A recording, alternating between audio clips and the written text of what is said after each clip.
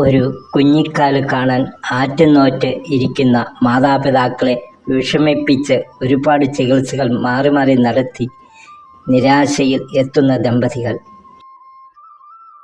ഒരു കുഴപ്പവും ഇല്ല എന്ന ഡോക്ടറുടെ മറുപടിയിലും സെക്സിലെ പരാജയവും ഗർഭധാരണത്തിന് സഹായകമാകുന്ന ഹോർമോണുകളുടെ കുറവുമാണ് കുട്ടികൾ ഉണ്ടാകാത്തതിന് പ്രധാന കാരണം.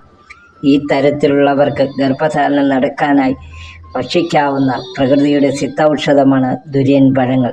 ഗർഭധാരണ സാധ്യത വർദ്ധിപ്പിക്കുകയും ലൈംഗികശേഷി വർദ്ധിപ്പിക്കുകയും ചെയ്യുന്നു. ഹൃദ്രോഗ സാധ്യത കുറയ്ക്കുകയും ഗ്യാസ്, നെഞ്ചിരിച്ചൽ തുടങ്ങിയവയെ നിയന്ത്രിക്കുകയും പ്രതിരോധശേഷി വർദ്ധിപ്പിക്കുകയും ചെയ്യുന്ന ഒരു പഴവർഗ്ഗമാണ് ദുര്യൻ. കൊഴുപ്പും നാരുകളും കൂടുതലുള്ള ദുര്യൻ പഴത്തിൽ പോഷകമൂല്യങ്ങൾ വളരെ കൂടുതലുണ്ട്.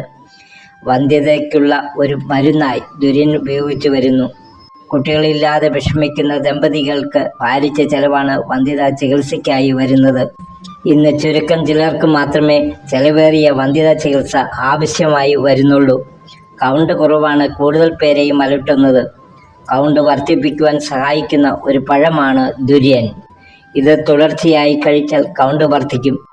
30 വർഷങ്ങൾക്ക് മുമ്പ് വിദേശ ജോലിക്കിടയിൽ മലേഷ്യയിൽ നിന്ന് നാട്ടിലെത്തിച്ച ദുര്യൻ തൈകളിൽ നിന്നുണ്ടായ ഫലങ്ങൾ നിരവധി പേർക്ക് രാജീവ് ദാമോദരൻ നൽകി. സാധാരണഗതിയിൽ മൂപ്പെത്തുമ്പോൾ പഴുത്ത് നിലത്ത് വീഴും. മരത്തിൽ തന്നെ വിളഞ്ഞ് പഴുക്കുന്നതിനാണ് രുചി കൂടുതൽ.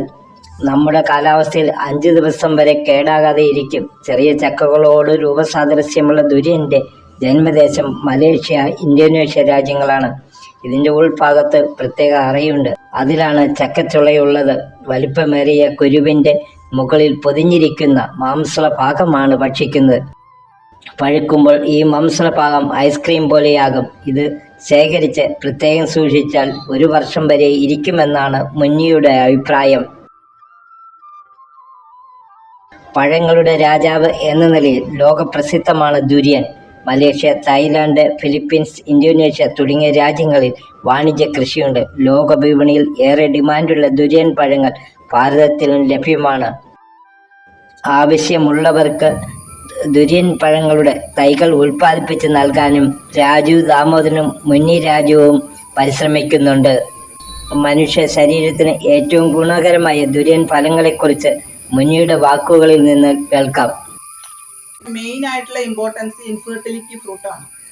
കാരണം കുട്ടികളില്ലാത്തവർക്ക് കുട്ടികൾ ഉണ്ടാവുകയും ഒരുപാട് അതിനെപ്പറ്റി പ്രൂവ് ചെയ്തിട്ടും ഉണ്ട്. പിന്നെ രണ്ടാമതിനെ പറ്റി ഇതൊരു കോസ്മെറ്റിക്സ് ഐറ്റമാണ്.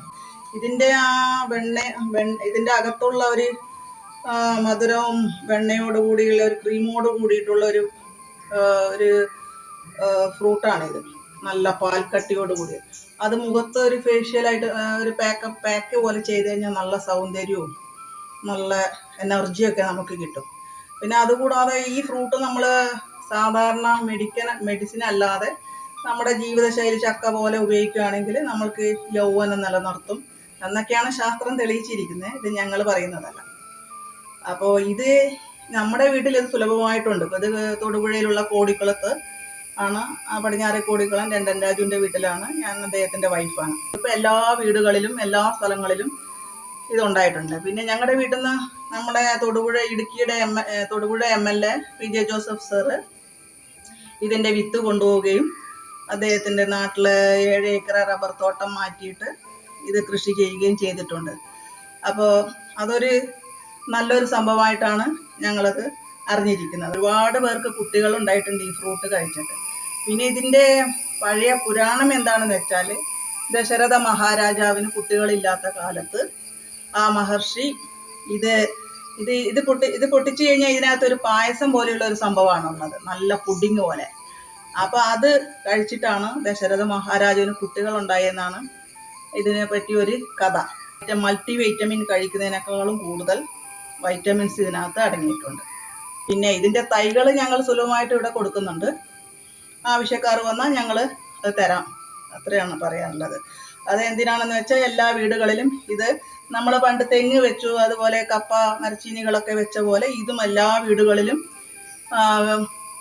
വച്ചു പിടിപ്പിക്കണം എന്നാണ് എൻ്റെ ആഗ്രഹം. ജൂൺ പകുതി ആകുമ്പോഴത്തേക്ക് ഇത് നമുക്ക് കഴിക്കത്തക്ക രീതിയിൽ ഇത് വിളവെടുക്കാൻ തുടങ്ങുവാണ്. അപ്പോൾ ആവശ്യക്കാരൊക്കെ വന്നു കഴിഞ്ഞാൽ ഞങ്ങളിത് തരാൻ